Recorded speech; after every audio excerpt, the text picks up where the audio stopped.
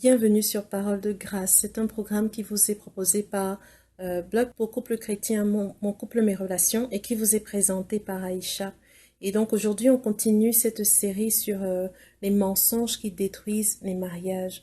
On a vu que toute mauvaise habitude commence par le fait de croire un mensonge et que certaines idées sont largement répandues dans notre société actuelle et peuvent très rapidement détruire un mariage. Le mensonge numéro 3 dans cette série sur les mensonges qui détruisent le mariage est celui-ci. Mon immoralité privée n'affecte pas mon mariage. En gros, je peux regarder des images pornographiques dans mon espace privé chez moi. Je suis seule avec mon magazine et mon ordinateur. C'est rien de grave, ça n'affectera pas mon mariage. Eh bien ça, c'est un mensonge. C'est un mensonge. L'unité dans le mariage est altérée par l'immoralité sexuelle. Et il y a plusieurs problèmes qui peuvent être engendrés dans le mariage en raison de cette immoralité sexuelle. Le fait de regarder régulièrement des images à caractère pornographique finit par changer la manière dont on voit son conjoint et dans un sens plutôt négatif.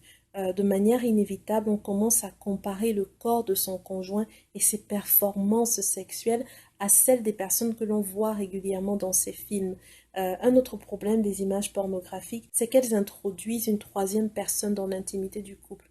Or, Jésus disait dans Matthieu 5 au verset 28, « Mais moi, je vous dis que quiconque regarde une femme pour la convoiter a déjà commis un adultère avec elle dans son cœur. » Si vous investissez votre énergie affective et sexuelle sur quelqu'un d'autre que votre conjoint, il ne restera plus grand-chose pour votre conjoint bien-aimé.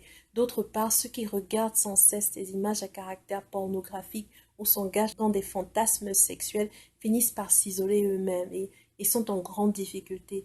D'ailleurs, j'ai écrit récemment un article sur mon autre blog, Intimité sexuelle dans le couple chrétien.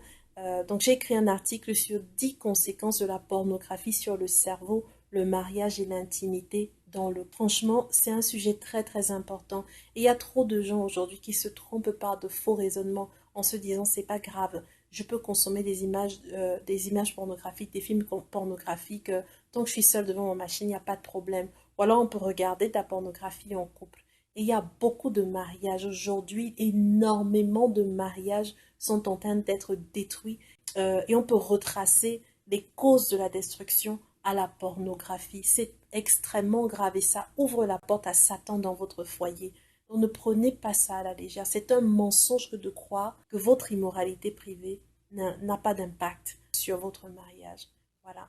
Donc je vous encourage à visiter ce blog qui est une petite sœur du blog pour couple chrétien, mon couple, mes relations, et qui va vraiment vous aider dans ce domaine-là. Voilà, que le Seigneur vous bénisse et à très bientôt pour une nouvelle vidéo Parole de grâce.